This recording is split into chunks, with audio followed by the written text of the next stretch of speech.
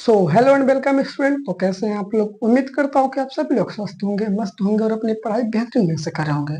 तो दोस्तों, आज हम लोग केमिस्ट्री का जो आपका पहला चैप्टर है विलियन, इसको अच्छे से समझेंगे और इस चैप्टर के मोस्ट इंपॉर्टेंट जितने भी टॉपिक होंगे उसको कवर करेंगे। फिर से बता दें, हम सभी टॉपिक को नहीं पढ़ेंगे, बस जो इंपॉर्टेंट है, जो आपके एग्जाम के दृष्टिकोण से अच्छे हैं, मतलब जो हर साल पूछे जाते हैं, हर सेट में जो हर साल पूछे जाते हैं, उसको पढ़ाएंगे। ठीक है, तो चलिए समझते हैं। जैसा कि चैप्टर का नाम है क्या है, विलयन। ठीक है, तो विलयन होता क्या है? तो दो या दो से अधिक पदार्थों के समांगी मिश्रण को ही क्या कहते हैं? विलयन कहते हैं। फिर से समझिएगा, विलयन क्या होता है? तो दो या दो से अधिक पदार्थों के समांगी मिश्रण को क्या कहते हैं? विलयन कहते हैं। अब समझेंगे कि विलयन के घटक कौन कौन से होते हैं, मतलब विलयन किनसे मिलकर बनता है। तो विलयन के जो घटक होते हैं, पहला होता है आपका विलेय, दूसरा विलायक। ठीक है, विलेय और विलायक। अब विलेय होता क्या है? विलेय, इसको ऐसे भी समझ सकते हैं कि विलयन में जिस घटक की मात्रा कम होती है उसको विलेय कहते हैं, और विलयन में जिस घटक की मात्रा अधिक होती है उसको विलायक कहते हैं। या विलेय को ऐसे भी समझ सकते हैं कि जिसको घोला जाता है, यानी विलयन में जिस पदार्थ को घोला जाता है उसको विलेय कहते हैं, और जिसमें घोला जाता है उसको क्या कहते हैं? विलायक कहते हैं। चलिए एग्जाम्पल के थ्रू समझते हैं। जैसे विलेन कैसे बनता है? विलेय प्लस विलायक, इससे हमारा क्या बनेगा? विलियन। ठीक है, अब इसको एग्जाम्पल के थ्रू कैसे समझ सकते हैं? जैसे मान लीजिए हमारे पास एक कंटेनर है, इस कंटेनर में हमारे पास पानी है और इसमें ऊपर से चीनी के कुछ टुकड़े डालते हैं। ठीक है, ठीक है, तो ये इसमें गिरेगा तो इसमें क्या हो जाएगा? घुल जाएगा। इसमें आपको क्या दिखेगा? केवल द्रव दिखेगा, यानी पानी दिखेगा। ये समझिएगा, चीनी प्लस पानी बराबर क्या होगा? शरबत बनेगा हमारा। तो जो हमारा यहाँ शरबत होगा वो क्या होगा? विलयन होगा। किससे बना है? चीनी और पानी से। तो जो चीनी होगा वो हमारा विलय होगा और जो पानी होगा विलायक होगा। यानी जिसको घोला जाता है उसको क्या कहते हैं? विलय कहते हैं। जिसमें घोला जाता है उसको क्या कहते हैं? विलायक कहते हैं। और इसके परिणाम स्वरूप क्या बनता है? हमारा विलयन बनता है। इतनी चीज आप लोग को अच्छे से समझ आ रही होगी। ठीक है, अब हम लोग समझेंगे कि विलयन की नॉर्मलता क्या होती है। ठीक है, विलयन की नॉर्मलता। तो विलयन की नॉर्मलता क्या होती है? तो किसी विलयन के 1 लीटर आयतन में उपस्थित विलय के ग्राम तुल्यांकों की संख्या को क्या कहते हैं? विलयन की नॉर्मलता कहते हैं। फिर समझिएगा कि किसी विलयन के 1 लीटर आयतन में उपस्थित विलय के ग्राम तुल्यांकों की संख्या को क्या कहते हैं? विलयन की नॉर्मलता कहते हैं। इसको अच्छे समझेंगे कैसे? जैसे मान लीजिए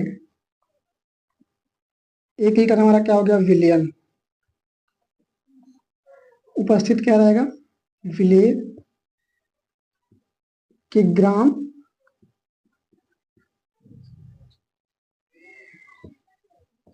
तुल्यांकों की संख्या।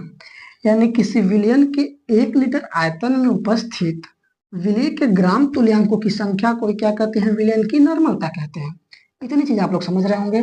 अगर यहाँ आप लोग इसका परिभाषा लिखना चाहें तो ऐसे लिखेंगे कि किसी विलयन के 1 लीटर आयतन में उपस्थित विलय के ग्राम तुल्यांकों की संख्या को विलयन की नॉर्मलता कहते हैं। अब यहाँ से इसका फार्मूला भी होता है। इसको कैसे लिखते हैं? कैपिटल एन से लिखते हैं। नॉर्मलता को कैपिटल एन से लिखते हैं। इसका जो फार्मूला है वो क्या होता है? वो होता है विलय के ग्राम तुल्यांकों की संख्या अपान विलयन की आयतन। विलयन का आयतन किसमें? लीटर में। ये मात्रक आपको पता होना चाहिए। जो विलयन की नॉर्मलता का जो फार्मूला होता है वो क्या होता है? विलय विलय के ग्राम तुल्यांकों की संख्या अपन विलयन का आयतन किसमें? लीटर में। ठीक है, अब यहां से विलेय के ग्राम तुल्यांकों की जो संख्या होती है इसका भी फार्मूला होता है। कैसे होगा? जो ग्राम तुल्यांक होगा वो क्या होता है? ग्राम तुल्यांक बराबर होता है भार अपान तुल्यांक की भार। ग्राम तुल्यांक क्या होता है? भार अपान तुल्यांक की भार। यानी ग्राम तुल्यांकों की जो संख्या का होता है वो क्या होता है? भार अपान तुल्यांक की भार। तो यहां से हमारा नॉर्मलता का एक और फार्मूला बनता है। नॉर्मलता का एक और फार्मूला बनता है, क्या बनता है? ये होता है विलेय का भार अपान विलेय का तुल्यांकी भार, और पूरे का बटा क्या होगा? विलयन का आयतन। विलयन का आयतन किसमें? लीटर में। ठीक है, इतनी चीज आप लोग समझ गए होंगे कि विलयन की नॉर्मलता की को परिभाषित कैसे करते हैं, इसका फार्मूला क्या होता है। इसका एक फार्मूला यहां से बनेगा, ठीक है। और चूंकि ग्राम तुल्यांकों की संख्या बराबर होती है भार अपन तुल्यांक की भार, तो यहां से हमारा एक और फार्मूला बनेगा, ठीक है, जो ये है। और जो इसका मात्रक होता है, यानी नॉर्मलता का मात्रक क्या होता है? नॉर्मलता का मात्रक। नॉर्मलता का मात्रक कभी कभी आपके वैकल्पिक क्वेश्चन में पूछ देता है, और नहीं तो मान लीजिए सवाल आप सोल्व करेंगे तो उसका मात्रक जरूर लिखना होगा। तो जिसका मात्रक होता है वो होता है तुल्यांक प्रति लीटर। ठीक है, इतनी चीज आप लोग समझ गए होंगे कि विलयन होता क्या है, विलयन के कौन कौन से घटक होते हैं, विलयन की नॉर्मलता किसे कहते हैं, और विलयन की नॉर्मलता का फार्मूला क्या होता है, मात्रक क्या होता है। ठीक है, अब यहाँ से हमारा एक और चीज बनता है, क्या होता है? कभी कभी पूछ देता है फार्मूले सॉरी परिभाषा में कि नॉर्मल विलयन क्या होता है। तो नॉर्मल विलयन क्या होता है? तो जिस विलयन के 1 लीटर आयतन में विलेय का एक तुल्यांक उपस्थित हो उसी को क्या कहते हैं? नॉर्मल विलयन कहते हैं। यानी जिस विलयन के लिख दे रहे हैं यहाँ पे ताकि आपको कोई दिक्कत ना हो। जिस विलयन के 1 लीटर आयतन में 1 लीटर आयतन में विलेय का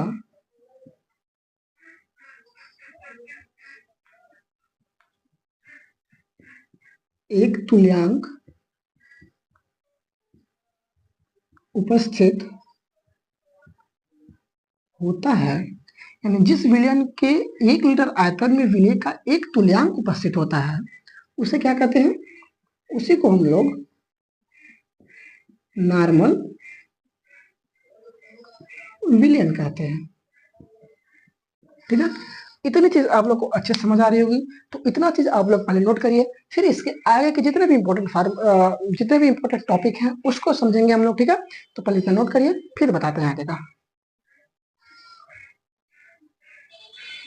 तो दोस्तों हमारा अगला टॉपिक है विलयन की मोलरता। अब इसको कैसे परिभाषित करेंगे? तो किसी विलयन के 1 लीटर आयतन में उपस्थित विलेय के मोलों की संख्या को क्या कहते हैं? विलयन की मोलरता कहते हैं। किसे कहते हैं? तो किसी विलयन के 1 लीटर आयतन में उपस्थित विलेय के मोलों की संख्या को क्या कहते हैं? विलयन की मोलरता कहते हैं। समझेंगे कैसे? मान लीजिए हमारे पास क्या है, 1 लीटर विलयन है। 1 लीटर विलयन में जो विलेय की मोलों की संख्या, तो परिभाषा कैसे समझेंगे हम लोग कि किसी विलयन के 1 लीटर आयतन में उपस्थित विलेय के मोलों की संख्या को क्या कहते हैं? विलयन की मोलरता कहते हैं। ठीक है, इतनी चीज आप लोग समझ गए होंगे। अब विलयन की मोलरता का फार्मूला क्या होता है? तो जो मोलरता का फार्मूला होता है, पहले तो विलयन की मोलरता को हम लोग कैपिटल एम से प्रदर्शित करते हैं, और जो विलयन की मोलरता का फार्मूला होता है वो होता है विलेय के मोलों की संख्या अपान विलयन का आयतन, किसमें? लीटर में। ठीक है, तो जो विलयन की मोलरता का फार्मूला होता है वो होता है विलेय के मोलों की संख्या अपान विलयन का आयतन। और विलयन की परिभाषा आप लोग समझ ही गए होंगे। ठीक है, तो अब यहां से जो हमारा एक और फार्मूला बन सकता है क्या, जो मोलों की संख्या होती है, मोलों की संख्या बराबर होता है भार अपान अणुभार। ठीक है, इतना चीज आप लोग समझ रहे होंगे। मोलों की संख्या बराबर क्या लिख सकते हैं हम लोग, भार अपान अणुभार। ठीक है, अब यहां से मोलरता का एक और फार्मूला बनता है, क्या बनता है, क्या बनता है, विलेय का भार, विलेय का भार बटा विलेय का अणुभार, विलेय का अणुभार और पूरे का बटा विलयन का आयतन, विलयन का आयतन किसमें, लीटर में। ठीक है, तो हमारा जो विलयन की मोलरता का जो परिभाषा होता है वो होता है किसी विलयन के 1 लीटर आयतन में किसी विलयन के 1 लीटर आयतन में उपस्थित विलेय के मोलों की संख्या को क्या कहते हैं, विलयन की मोलरता कहते हैं। अब जो विलयन की मोलरता होता है उसका फार्मूला होता है विलेय के मोलों की संख्या अपान विलयन का आयतन, किसमें, लीटर में। और यहाँ से एक और चीज हम लोग जानते हैं कि मोलों की जो संख्या होती है वो बराबर क्या होती है, भार अपान अणुभार होती है। तो यहाँ से हमारा एक और फार्मूला बनता है, क्या फार्मूला बनता है, वो बनता है विलेय का भार अपान विलेय का अणुभार और पूरे का भागा विलयन का आयतन, किसमें, लीटर में। ठीक है, अब जो इसका मात्रक होता है, मात्रक बराबर होता है मोल प्रति लीटर। तो विलयन की परिभाषा विलयन की मोलरता का परिभाषा क्या होता है, इसका जो सूत्र होता है, जितने भी सूत्र बन सकते हैं वो आपको बता देंगे हम। ठीक है, एक सूत्र यहाँ से बनेगा, एक सूत्र यहाँ से, और इसका मात्रक भी आपको बता दिए हैं। तो इतना चीज आप लोग अच्छे से समझ गए होंगे। अब यहाँ से एक और चीज पूछता है आपका कि मोलर विलयन क्या होता है, कि मोलर विलयन होता क्या है। तो जिस विलयन के 1 लीटर में विलेय का 1 मोल उपस्थित हो उसको क्या कहते हैं, मोलर विलयन कहते हैं। कैसे, जिस विलयन के 1 लीटर आयतन में विलेय का 1 मोल उपस्थित होता है उसको विलेय का मोलर विलयन कहते हैं। ठीक है, लिख दे रहे हैं ताकि आपको कोई डाउट ना हो, नोट करते चलिएगा तो आपको अच्छे समझ आएगा। जिस विलयन के 1 लीटर आयतन में विलेय का 1 मोल उपस्थित होता है उसे मोलर विलयन कहते हैं। ठीक है, इतनी चीज आप लोग समझ गए होंगे। अब हमारा जो अगला टॉपिक आता है वो आता है मोललता, सॉरी, विलयन की मोललता, विलयन की मोललता। यहाँ मोलरता था, यहाँ मोललता था, इसमें अंतर होता है, आप लोग समझ ही रहेंगे, 11वीं में पढ़े थे आप, कक्षा 11वीं में। तो यहाँ से जो विलयन की मोललता होती है उसका परिभाषा क्या होता है कि 1 किलोग्राम विलायक में, ठीक है, 1 किलोग्राम विलायक में विलीय पदार्थ की मोलों की संख्या को क्या कहते हैं, विलयन की मोललता कहते हैं।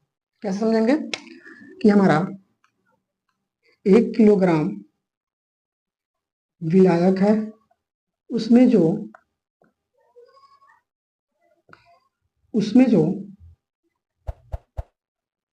विलीन यानी घुलना घुलना, ठीक है, विलीन बोले या घुलना बोले हैं, तो 1 किलोग्राम विलायक में विलीन, जो विलेय के मोलों की संख्या होती है उसी को क्या कहते हैं, विलयन का मोललता कहते हैं। तो कैसे समझेंगे, किसी विलयन के 1 किलोग्राम विलायक में, सॉरी, तो विलयन की मोललता को कैसे परिभाषित करेंगे कि 1 किलोग्राम विलायक में विलीन विलेय के मोलों की संख्या को क्या कहते हैं, विलयन की मोललता कहते हैं। अब यहां से जो विलयन की मोललता होती है उसका फार्मूला होता क्या होता है, विलेय के मोलों की संख्या अपान विलायक की मात्रा, किसमें, किलोग्राम में, ठीक है। अब हम लोग विलेय की जो मोलों की संख्या होती है, विलेय की मोलों की संख्या क्या होती है, भार अपान अणुभार। तो यहां से हमारा एक और फार्मूला बनेगा अगला, मान लीजिए एक फार्मूला ये हो गया, और जो हमारा एक और फार्मूला बनेगा, जो विलेय के मोलों की संख्या होती है वो क्या होता है, विलेय का भार, यहां से समझेंगे हम लोग कि विलेय का भार अपान विलेय का अणुभार, ठीक है, और पूरे का बट्टा विलायक की मात्रा, विलायक की मात्रा किसमें, किलोग्राम में, ठीक है। इतनी चीज आप लोग समझ रहे होंगे कि एक फार्मूला हमारा ये है, और विलेय के मोलों की संख्या बराबर होती है भार अपान अणुभार। तो हमारा एक और फार्मूला बना है कि विलेय की जो मोललता होती है उसका क्या फार्मूला बनता है, विलेय का भार अपान विलेय का अणुभार और पूरे का बटा विलायक की मात्रा, किसमें, किलोग्राम में। और जो इसका मात्रक होता है, इसका मात्रक क्या होता है, इसका मात्रक आपका हो जाएगा मोल प्रति किग्रा, ठीक है, मोल प्रति किग्रा। इतनी चीज आप लोग समझ गए होंगे कि विलयन की मोललता क्या होती है, कि 1 किलोग्राम विलायक में विलेय के मोलों की संख्या को विलयन की मोललता कहते हैं। इसका फार्मूला क्या होता है, विलेय के मोलों की संख्या अपन विलायक की मात्रा, और किसमें, किलोग्राम में, और विलेय के मोलों की संख्या बराबर होती है भार अपन अणुभार। तो हमारा एक और फार्मूला बना है, जो विलयन की मोललता होती है उसको हम लोग किससे प्रस्तुत करते हैं, स्मॉल एम से, ठीक है, स्मॉल एम से। इतनी चीज आप लोग समझ आएगा कि जो विलयन का मोललता होता है उसको स्मॉल एम से, और जो विलयन की मोललता होती है उसको कैपिटल एम से प्रदर्शित करते हैं, ठीक है। तो एक और फॉर्मूला हमारा बना, विलेय का भार अपन विलेय का अणुभार और पूरे का बट्टा विलायक की मात्रा किसमें, किलोग्राम में, और जो इसका मात्रक होता है वो क्या होता है, मोल प्रति किलोग्राम, ठीक है। तो उम्मीद करता हूँ कि इतना चीज आप लोग समझ गए होंगे। अब यहाँ से एक और चीज बनता है कि मोलल विलयन क्या, यही से हमारा एक चीज आता है, क्या आता है, मोलल विलयन क्या होता है, मोलल विलयन। तो विलायक के 1 किलोग्राम में पदार्थ का 1 मोल उपस्थित होता है उसी को क्या कहते हैं, मोलल विलयन कहते हैं। तो विलायक के 1 किलोग्राम में जो पदार्थ होता है, पदार्थ 1 मोल उपस्थित होता है,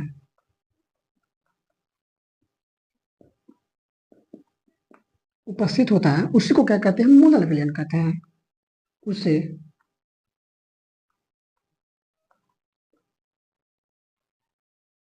मोलल विलयन कहते हैं।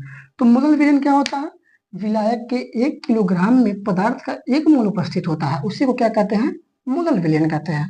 तो इतना चीज आप लोग समझ गए होंगे कि विलयन की मोलरता क्या होती है, फार्मूला इसका क्या होता है, और मोलर विलयन क्या होता है, और फिर अगला हमारा विलयन की मोललता क्या होती है, इसका फार्मूला क्या होता है, और इसके कितने फार्मूले होते हैं, मात्रक क्या होता है, और फिर हमारा आता है मोलल विलयन क्या होता है। इतना चीज आप लोग समझ गए होंगे। तो उम्मीद करता हूँ कि इतना चीज आप लोग को अच्छे समझ आ रही होगी, ठीक है। तो इतना आप लोग पहले नोट करिए, फिर इसके आगे का जितना भी इंपॉर्टेंट टॉपिक है उसको समझाते हैं, ठीक है। तो साथियों, हमारा अगला टॉपिक है मोल प्रभाज या मोल अंश। तो इसको कैसे समझेंगे कि विलयन में किसी विशेष घटक के मोलों की संख्या, विलयन में किसी विशेष घटक के मोलों की संख्या तथा उस विलयन में उपस्थित कुल घटकों के मोलों की संख्या के अनुपात को क्या कहते हैं, मोल प्रभाज या मोल अंश कहते हैं। इसका परिभाषा क्या होगा कि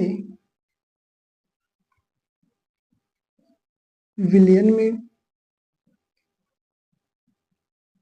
किसी घटक विशेष के मोलों की संख्या तथा उस विलयन के कुल घटकों के मोलों की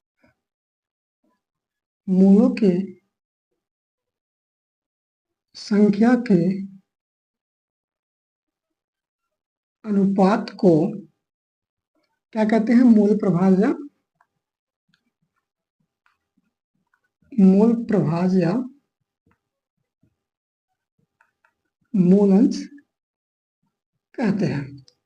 फिर समझेंगे मोल प्रभाज या मोल अंश क्या होता है।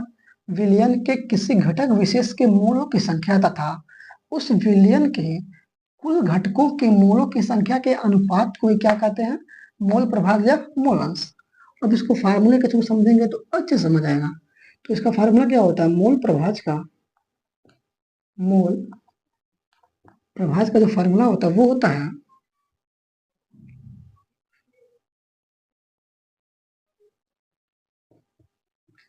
विलय की मोलों की संख्या बटा विलय के मोलों की संख्या प्लस विलायक के मोलों की संख्या। अब समझेंगे मोल प्रभाज क्या होता है। तो किसी विलयन में, अब विलयन क्या होता है, विलय प्लस विलायक से क्या बनता है, विलयन बनता है, ठीक है। तो विलयन में किसी घटक विशेष, मान लेते जो हमारा विलय के मोलों की संख्या है वो क्या है, कोई घटक विशेष है। तो विलय के मोलों की संख्या तथा उस विलयन में कुल घटक क्या क्या होंगे, विलय और विलायक। कुल घटकों के मोलों की संख्या, कुल घटक क्या हो जाएगा हमारा, विलय प्लस विलायक हो जाएगा, कि संख्या के अनुपात को क्या कहते हैं, मूल प्रभाज कहते हैं। आप लोग अच्छे समझ गए होंगे। अब मूल प्रभाज को कैसे लिखेंगे, मूल प्रभाज यही होता, ठीक है। अब एक और चीज समझेंगे, मूल प्रभाज में किसी विलयन में उपस्थित विभिन्न पदार्थों के मूल प्रभाजों का जो योग होता है वो क्या होता है, एक होता है। ये चीज आपको जरूर जानना चाहिए कि किसी विलयन में उपस्थित विभिन्न पदार्थों के जो मूल प्रभाजों का योग होता है वो एक होता है। जैसे x प्लस एक्स भी हमारा क्या हो जाएगा, एक हो जाएगा, ठीक है। इतना चीज आप लोग अच्छे से समझ गए होंगे, ठीक है। मोल प्रभाज क्या होता है, विलयन के किसी घटक विशेष के मोलों की संख्या तथा उस विलयन के कुल घटकों के मोलों की संख्या के अनुपात को क्या कहते हैं, मोल प्रभाज या मोल अंश कहते हैं। मोल प्रभाज क्या हो जाएगा, विलय के मोलों की संख्या अपन विलय के मोलों की संख्या प्लस विलायक के मोलों की संख्या, ठीक है। अब क्या होता है, एक और चीज होता है कि किसी विलयन में उपस्थित विभिन्न पदार्थों के जो मूल प्रभाजों का योग होता है वो क्या होता है, एक होता है। यहाँ से आप लोग समझ गए होंगे, ठीक है। अब साथियों से हमारा अगला टॉपिक आता है वो क्या होता है, हेनरी का नियम। हेनरी का नियम। अब हेनरी का नियम क्या कहता है कि स्थिर ताप पर किसी गैस की जो द्रव में विलेयता होती है यानी घुलनशीलता होती है वह उसके आंशिक दाब के समानुपाती होती है। ठीक है, क्या कहता है कि जो किसी गैस के द्रव में जो विलेयता होती है वो उसके आंशिक वाष्प दाब यानी पी के समानुपाती होती है। ठीक है, अब समझेंगे, लिख भी देते हैं हम कि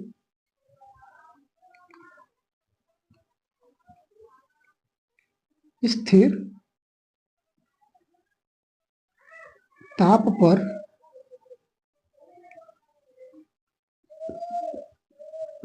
किसी गैस की द्रव में विलेयता, विलेयता से क्या समझते हैं आप कि घुलनशीलता। ठीक है, घुलनशीलता, स्थिर ताप पर किसी गैस की द्रव में जो विलेयता होती है वह उसके आंशिक दाब के समानुपाती समानुपाती होता है। ठीक है, इतना चीज आप समझ होंगे। हेनरी का नियम क्या कहता है, तो हेनरी के अनुसार स्थिर ताप पर किसी गैस की द्रव में विलेयता या घुलनशीलता जो होती है वह उसके आंशिक दाब के समानुपाती होती है। या एम डायरेक्टली पास प्रोपोर्शनल टू पी होगा, और जब प्रोपोर्शनल का चिन्ह हटाएंगे तो इज इक्वल टू होगा, और यहाँ से क्या आएगा, एक नियतांक आएगा के पी। अब समझेंगे, यहाँ जो हमारा यम है वो क्या होता है कि द्रव में घुली गैस की मात्रा। ठीक है, द्रव में घुली जो गैस की मात्रा होती है उसको किससे लिखे हम लोग, एम से लिखे। ठीक है, अब यहाँ हमारा जो पी है वो क्या है,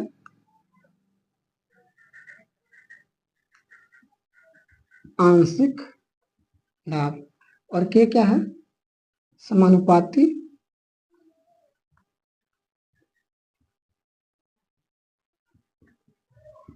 समानुपाती स्थिरांक है। ठीक है, इतना चीज आप लोग अच्छे से समझ गए होंगे। अब इनका जो है हेनरी के नियम का अनुप्रयोग भी जो इन्होंने दिया था, अब अगर उसको लिखाएंगे तो ज्यादा टाइम जाएगा हमारा। हम यही नीचे कहीं दे देंगे उसका जो भी है, जो उनका नियम है, जो नियम के अनुप्रयोग है वो यही कि साइड में आपको दिख रहा होगा। तो इनके जो नियम है उसको समझा देते हैं। जैसे मान लीजिए हम लोग अधिक ऊंचाई पे जाते हैं तो जो ऑक्सीजन यानी O2 है तो उसका क्या होता है, जो दाब होता है वो क्या होता है, कम होता है। जिससे क्या होती है, हमारे रक्त में जो पर्वतों, हमारे नहीं मतलब जो पर्वतों पे चढ़ते हैं उनके रक्त में ऑक्सीजन की कमी होती है, जिससे उनको कमजोरी यानी एनेक्सिया होता है। ठीक है, यही उन्होंने जो हेनरी के नियम के अनुप्रयोग हैं उसमें दिए थे। तीन थे, तो एक आपको समझा दिए और बाकी साइड में दिख रहा होगा तो उसको आप लोग देख लीजिएगा। ठीक है, अब इसके जो अगला टॉपिक है उसको समझाते हैं, पहले आप लोग कितना नोट करिए। ठीक है, तो साथियों हमारा इसमें जो अगला टॉपिक आता है वो क्या आता है, वाष्पशील विलेय के लिए राउल्ट का नियम। तो राउल्ट ने बताया था कि द्रव्य विलयन में, अब द्रव्य विलयन होता क्या है, ठीक है, जो द्रव्य विलयन होता है दोस्तों उसमें जो विलेय और विलायक, एक ऐसा विलयन जिसमें विलेय और विलायक दोनों क्या हो, द्रव हो। ठीक है, उसी को क्या कहते हैं, द्रव्य विलयन। तो राउल्ट के अनुसार द्रव्य विलयन में जो प्रत्येक द्रव का आंशिक वाष्प दाब होता है वह उसके मूल अंश के समानुपाती होता है। क्या होता है, इनके अनुसार द्रव्य विलयन में प्रत्येक द्रव का जो आंशिक वाष्प दाब होता है वह उसके मूल अंश के समानुपाती होता है। समझेंगे कैसे, चलिए लिखाते भी चलना है। इनके अनुसार, किनके अनुसार, राउल्ट के अनुसार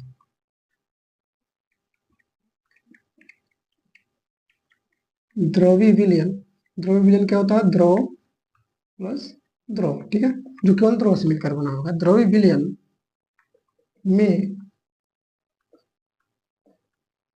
प्रत्येक द्रव का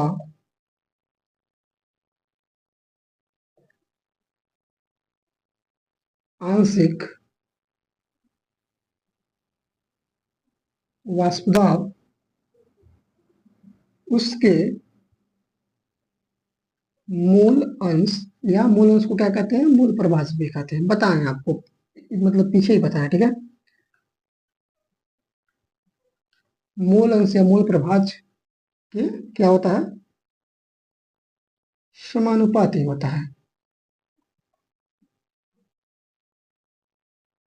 ठीक है दोस्तों, समानुपाती होता है।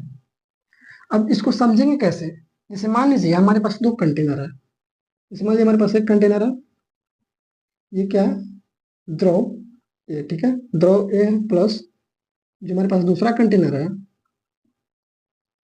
ये क्या है, द्रव बी है, ठीक है। तो इससे हमारा बनेगा क्या, हमारा जो विलयन तैयार होगा वो क्या तैयार होगा, वो होगा, जो द्रव्य विलयन प्राप्त होगा क्या होगा, ए प्लस बी।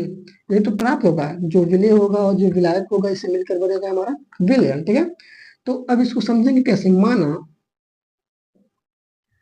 माना जो द्रव ए है, द्रव ए का वाष्प दाब, द्रव ए का वाष्प दाब हम लोग क्या मान लेते हैं कि वो है पी ए नॉट, ठीक है, पी ए नॉट है, तथा जो द्रव बी है, द्रव बी है, ये मान के चलना, ठीक है, द्रव बी का आंशिक वाष्प दाब, वाष्प दाब क्या मान लेते हैं हम लोग, पी बी नॉट, ठीक है, पी बी नॉट है, मान लिए हम लोग। अब जो हमको आगे मानना, वो क्या मानना है कि द्रव ए व बी का आंशिक वाष्प दाब, आंशिक वाष्प दाब, ये सब हम लोग मान के चल रहे हैं, ठीक है, मान के चलिए, ये सब लिख रहे हैं, द्रव ए व बी का आंशिक वाष्प दाब पी ए व पी बी है। जो द्रव ए है उसका आंशिक वाष्प दाब क्या है, पी ए है, और जो द्रव बी है उसका आंशिक वाष्प दाब पी बी है, ठीक है। इतना चीज आप लोग समझ गए। अब तथा विलियन में, जो विलियन है उसमें ए व बी का जो मूल अंश या मूल प्रभाज, मूल अंश क्रमशः क्रमशः क्या मान लेते हैं हम लोग, एक्स से वो एक्स बी है। ये हम लोग मान के चले हैं कि जो द्रव ए है उसका वाष्प दाब क्या है, पी ए नॉट है, तथा जो द्रव बी है उसका आंशिक सॉरी आंशिक वाष्प दाब नहीं रहेगा, केवल वाष्प दाब रहेगा, ठीक है, उसका वाष्प दाब क्या है, पी ए नॉट है, ठीक है। जो द्रव ए व बी, तथा फिर दोबारा हम लोग क्या माने, जो द्रव ए व बी का आंशिक वाष्प दाब है वो पी ए व पी बी है, ठीक है, तथा विलयन में ए व बी का जो मूल अंश है वो क्या है, क्रमशः ए व एक्स व एक्स बी है। अब समझेंगे हम लोग, क्या समझेंगे कि जो हमारा, जो राउल्ट का नियम क्या कहता है, राउल्ट के नियमानुसार पढ़ेंगे, राउल्ट के नियमानुसार, राउल्ट के नियमानुसार क्या पढ़ेंगे, पहले पढ़ेंगे द्रव ए के लिए, द्रव ए के लिए। तो राउल्ट का नियम क्या कहता है कि जो प्रत्येक द्रव का आंशिक वाष्प दाब, तो द्रव ए का आंशिक वाष्प दाब क्या है, हमारा द्रव ए का जो आंशिक वाष्प दाब है वो पी ए है, ठीक है, द्रव ए का जो आंशिक वाष्प दाब उसके मूल अंश, तो ए का मूल अंश क्या हम लोग माने हैं, एक्स ए, क्या होता है, समानुपाती होता है। इतना चीज आप लोग समझ गए होंगे कि जो प्रत्येक द्रव, यानी कि द्रव हम लोग क्या लिए, ए लिए हैं, और जो इसका मूल अंश है द्रव ए का जो वाष्प आंशिक वाष्प दाब क्या है, पी है माने हम लोग, और जो द्रव ए का मूल अंश है वो क्या है, एक्स है मान के चले हैं। तो राउल्ट के नियम सर क्या कहता है कि जो प्रत्येक द्रव का आंशिक वाष्प दाब होता है, आंशिक वाष्प दाब उसके मूल अंश के समानुपाती होता है, ठीक है। तो यहाँ से हमारा क्या बनेगा, जब यहाँ से समानुपाती का चिन्ह हटाएंगे तो P A is equal to हमारा क्या जुड़ जाएगा यहाँ पे, पी ए नॉट, ठीक है, p A naught into x a, ठीक है, इतना हमारा बनेगा। इसको हम लोग मान लेंगे समीकरण नंबर एक, ठीक है। आप लोग समझ गए होंगे, द्रव ए के लिए पहले लिए, अब हम लोग मानेंगे द्रव बी के लिए, ध्रुव बी के लिए, ठीक है। ध्रुव बी के लिए जो राउल्ट का नियम कहता है, क्या कहता है कि मतलब फिर सेम नियम लागू होगा, तो जो इसका आंशिक वाष्प दाब होगा वह उसके मूल अंश के समानुपाती होगा। तो ध्रुव बी का आंशिक वाष्प दाब क्या है? पीबी है, पीबी है। और इसका आंशिक वाष्प और इसका जो मूल अंश है वो क्या है? एक्स बी है। तो क्या होता है, जो आंशिक वाष्प दाब होता है मूल अंश के समानुपाती होता है, ठीक है। अब यहाँ से समानुपाती का चिन्ह हटाएंगे हम लोग, तो इज इक्वल टू जब लगाएंगे तो ये हमारा जो जो हमारा वाष्प दाब आएगा जो पीबी का, वो आके यहाँ पे ऐड हो जाएगा। क्या हो जाएगा? PB naught into X B. अब लोग हम इसको समीकरण नंबर 2 मान लेंगे। अब जो कुल वाष्प दाब होगा विलयन में, कुल वाष्प दाब, विलयन का कुल वाष्प दाब, तो विलयन का कुल वाष्प दाब निकालने के लिए क्या करेंगे हम लोग? पी टोटल लगाएंगे। P total is equal to क्या हो जाएगा? विलयन में को क्या क्या है? पी ए है और बस ए और बी है, तो पी टोटल बराबर क्या हो जाएगा? P A plus P B, ठीक है। पी टोटल बराबर इतना हो जाएगा, ए प्लस बी। अब समझेंगे, अब यहां से हम लोग क्या लिख सकते हैं? पी टोटल बराबर समीकरण नंबर 1 से क्या लिख सकते हैं हम लोग? समीकरण नंबर 1 से पी ए की जगह इतना लिख सकते हैं। क्या लिख सकते हैं? P A not, P A naught into x A plus, क्योंकि प्लस का चिन्ह है। अब समीकरण नंबर 2 से हम लोग पीबी की जगह क्या लिख सकते हैं? P B naught into X B. कहां से हम लोग लिखे हैं? समीकरण 1 व 2 से, ठीक है। इतनी चीज आप लोग अच्छे से समझ रहे होंगे। अब हमारा अगला क्या आएगा? पीटी बराबर, यहां से पी नॉट को बाहर कर लेंगे। पी नॉट को बाहर करेंगे तो हमारा क्या बचेगा? एक्स ए। और हम आपको मूल अंश में बताए थे, जो हमारा होता है, चूंकि बताए थे कि जो x A plus x B बराबर क्या होता है? 1 के बराबर होता है। ये हम आपको पहले ही बता चुके हैं, ठीक है। जो x A plus x B होता है वो किसके बराबर होता है?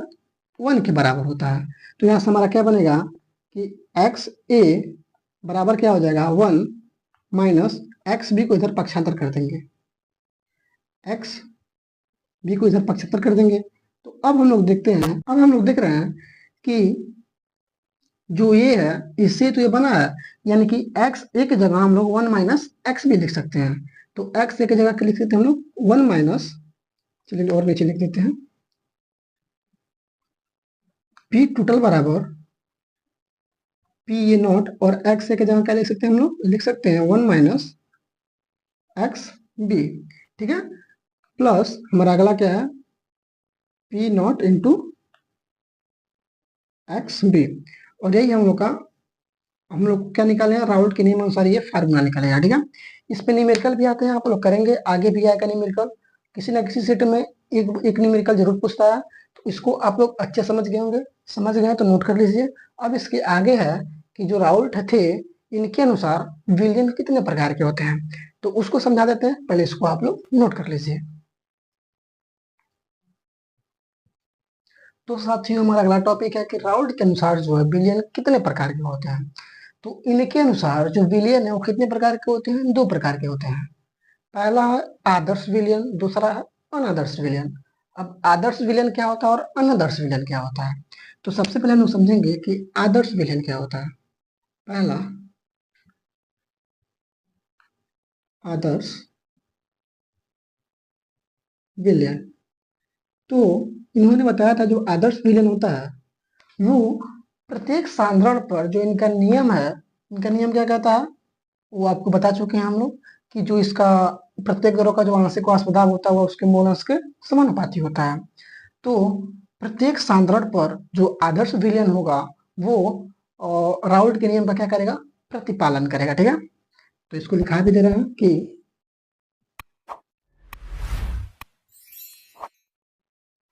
यह प्रत्येक सांद्रण पर राउल्ट के नियम का प्रतिपालन करेगा। ठीक है, तो आदर्श विलयन क्या होता है कि वह विलयन जो प्रत्येक सांद्रण पर राउल्ट के नियम का प्रतिपालन करे उसी को आदर्श विलयन कहते हैं। किसके अनुसार? राउल्ट के अनुसार। और एक और चीज है कि जो आदर्श विलयन होता है इसमें जो एंथैल्पी परिवर्तन वो आयतन परिवर्तन परिवर्तन होता है वो कितने किसके बराबर होता है? शून्य के बराबर होता है। तो इस ये भी नोट कर लेंगे हम लोग कि जो इसमें इसमें यानी कि इसमें आदर्श विलयन में इसमें आयतन परिवर्तन यानी क्या हो जाएगा? Del V. आयतन परिवर्तन को किससे देखते हैं? डेल वी से। ठीक है, आयतन परिवर्तन वो जो एंथैल्पी परिवर्तन होगा, एंथैल्पी एंथैल्पी परिवर्तन किससे? डेल एच से। जिसमें आयतन परिवर्तन होगा और एंथैल्पी परिवर्तन होगा वो किसके बराबर होगा? आयतन परिवर्तन होगा एंथैल्पी परिवर्तन शून्य के समान होगा। शून्य के समान हो गया, शून्य के बराबर होगा। ठीक है, तो इन्होंने बताया था कि जो आदर्श विलयन होगा वो प्रत्येक सांद्रण पर राउल्ट के नियम का प्रतिपालन करेगा। दूसरा चीज बताया था कि जो इसमें आयतन परिवर्तन व एंथैल्पी परिवर्तन होगा वह किसके बराबर होगा? शून्य के बराबर होगा। और एक और चीज बताया था इन्होंने कि जो इनका पी टोटल यानी कि कुल वाष्प दाब होगा, ये तो आपको बताएं अभी फार्मूले के थ्रू। जो पी टोटल होगा यानी कुल वाष्प दाब वो क्या होगा? P A plus P B, ये भी आपको पता है। और इसके जगह पी की जगह क्या होगा? और ये किसके बराबर होगा? P A naught into x a के, और एक्स के जगह क्या लिख सकते हैं हम लोग? 1 माइनस एक्स बी। ठीक है, plus P B naught into X B. तो जो राउल्ट का नियम था इनके अनुसार जो आदर्श विलयन होगा वो क्या करेगा? प्रत्येक सांद्रण पर राउल्ट के नियम का प्रतिपालन करेगा। इसमें जो एंथैल्पी परिवर्तन होगा, आयतन परिवर्तन होगा वो शून्य के बराबर होगा। इसमें जो कुल वाष्प दाब होगा वो क्या होगा? उसके आंशिक वाष्प दाब और आंशिक वाष्प दाब दोनों द्रवों के आंशिक वाष्प दाब के योग के बराबर होगा। ठीक है, इतना चीज आप लोग समझ गए होंगे। अब हमारा अगला आता है आदर्श विलयन हो गया। अब दूसरा हमारा आता है अनादर्श विलयन।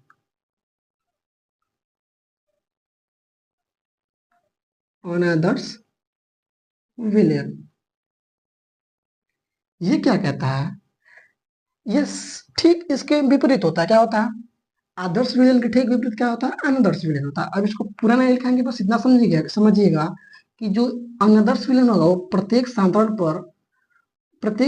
पर राउल्ट के नियम का प्रतिपालन नहीं करेगा।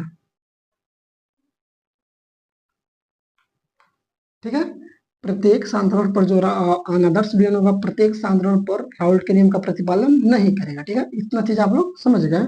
आदर्श विलयन प्रतिपालन करेगा, अनादर्श विलयन प्रतिपालन नहीं करेगा, फॉलो नहीं करेगा। जो दूसरा होगा आयतन परिवर्तन, इसमें जो अनादर्श विलयन होगा उसमें आयतन परिवर्तन वो एंथैल्पी परिवर्तन यानी डेल डेल एच। ठीक है, आयतन परिवर्तन और एंथैल्पी परिवर्तन क्या नहीं होगा? सॉरी,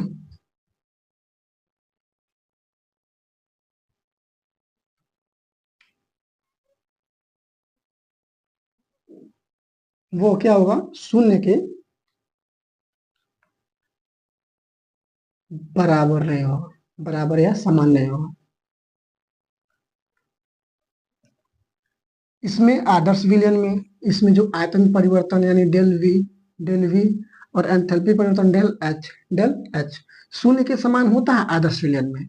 किंतु अनादर्श विलयन में ठीक इसके विपरीत होता है कि मतलब आदर्श विलयन में जो होगा वो इसमें नहीं होगा, जो इसमें नहीं होगा वो इसमें होगा। इतना चीज आप लोग समझ गए होंगे। तो अनादर्श विलयन में जो आयतन परिवर्तन वो एंथैल्पी परिवर्तन होता है वो शून्य के बराबर नहीं होता है। और तीसरा चीज हम लोग का क्या आ जाएगा? तीसरा चीज से ठीक इसके इसके विपरीत हो जाएगा। जो हमारा पी टोटल हो जाएगा, P total not equal to P A plus P B, और नॉट इक्वल टू क्या होगा, P A naught into x A plus P B naught into X B, यानी इसमें बराबर था, इसमें बराबर नहीं होगा। तो साथियों उम्मीद करता हूँ कि इतना चीज आप लोग समझ गए होंगे। यही से एक चीज और घुमा के पूछ देता कभी कभी कि धनात्मक विचलन विचलन क्या होता है और ऋणात्मक विचलन क्या होता है। सबसे पहले आप लोग इतना समझ गए होंगे। तो अगर आपसे एग्जाम में पूछता है कि राउल्ट के अनुसार आदर्श विलयन क्या होता है और अनादर्श विलयन क्या होता है, इसमें अंतर क्या होता है बताइए, तो इतना चीज आप लोग दिखा देंगे तो आप लोग का काम चल जाएगा। ठीक है। अब कभी कभी ऐसे घुमा के पूछ देता है कि धनात्मक विचलन और ऋणात्मक विचलन क्या होता है, तो उसका तात्पर्य आदर्श विलयन और अनादर्श विलयन से ही होता है। जैसे पूछ देगा कि धनात्मक विचलन व ऋणात्मक विचलन में क्या अंतर होता है समझाइए, तो जो धनात्मक विचलन होगा वो आदर्श विलयन की जगह दिखा देंगे धनात्मक विचलन, और अनादर्श विलयन की जगह दिखा देंगे ऋणात्मक विचलन। इसको हम लोग ऐसे भी समझेंगे, धनात्मक विचलन। ठीक है। धनात्मक विचलन अगर पूछ लिया आपसे धनात्मक विचलन क्या होता है, तो इतना आप लोग बता देंगे तभी चल जाएगा, मतलब अंतर में, और ऋणात्मक विचलन। ठीक है। ऋणात्मक विचलन, तो ऋणात्मक विचलन और धनात्मक विचलन में पूछेगा अंतर, तो आप लोग इतना दिखा देंगे। बाय द वे पूछता है लेकिन कभी कभी घुमा के पूछ देता है, तो आप लोग ज्यादा टेंशन मत लीजिएगा, इतना लिख दीजिएगा, आपका काम हो जाएगा। तो दोस्तों उम्मीद करता हूँ कि अब तक जितना भी समझाया आपको अच्छे समझ आ गया होगा। आज के लिए बस इतना ही, मिलते नेक्स्ट क्लास में। अभी भी विलयन के बहुत से टॉपिक हैं, जैसे विलयन के अनुसंग के गुणधर्म चार होते हैं, कौन कौन से होते हैं समझाइए अच्छे से, उसका फॉर्मूला उसका सूत्र का निगमन करिए। परासरण क्या होता है, सम परासरण क्या होता है, अंत परासरण क्या होता है, बाह्य परासरण क्या होता है, वान हाफ गुणांक। अब ये सभी मोस्ट मोस्ट बचे हैं, मोस्ट इंपॉर्टेंट जितने भी टॉपिक हैं अभी भी बच्चे हैं, ये भी मोस्ट इंपॉर्टेंट ही, बस आपको समझने की देरी है। इतना आप लोग समझ गए होंगे अच्छे से। दोस्तों मिलते हैं नेक्स्ट क्लास में, तब तक के लिए जय हिंद।